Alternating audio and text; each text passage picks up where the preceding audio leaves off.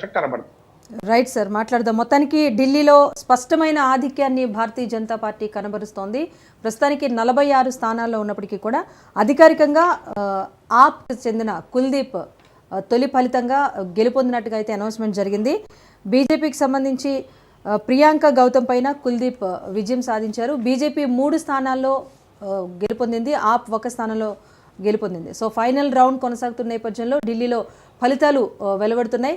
హస్తినిలో బోని కొట్టింది ఆప్ అయినప్పటికీ కూడా అధికారం దిశగా బీజేపీ వెళ్తోంది. ఆప్ అభ్యర్థి కోన్లీ నియోజకవర్గానికి సంబంధించి కుల్దీప్ గెలుపొందినట్టుగా మొదటి అనౌన్స్మెంట్ అయితే జరిగింది. 9వ రౌండ్ దగ్గరికి వచ్చేసరికి చూసుకుంటే ఇప్పటి వరకు లీడ్లో ఉన్న కేజ్రీవాల్ మళ్ళీ వెనుకంజలోకి వెళ్ళిపోయారు. ఆమ్ ఆద్మీ పార్టీ ఓటమి ఒక్క బాధాకరమైతే కీలక వ్యక్తులు ఆప్ నేతలు మనీష్ సిసోడియా, కేజ్రీవాల్, ఢిల్లీ సీఎం అతీషి కూడా వెనుకంజలో ఉండటం అనేది ఇక్కడ గమనించాల్సిన అంశంగా చెప్పుకుంటున్నాం.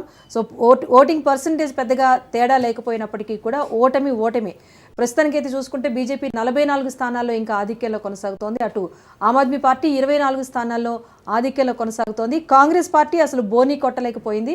మిగతా ప్రాంతీయ పార్టీలకు సంబంధించి అసలు ప్రజలు పట్టించుకున్న దాఖలాలు కూడా లేవు. కీలకంగా ఆప్ అండ్ బీజేపీ మధ్యనే పోటీ అనుకున్నారు. డబుల్ ఇంజిన్ సర్కార్కు ఒక అవకాశం ఇద్దామనుకున్నారు. 4వ మళ్ళీ కేజ్రీవాల్కు అవకాశం కాకుండా కొత్త ప్రభుత్వానికి ఒక మార్పు కోసం ప్రజలు కోరుకుంటున్నారు.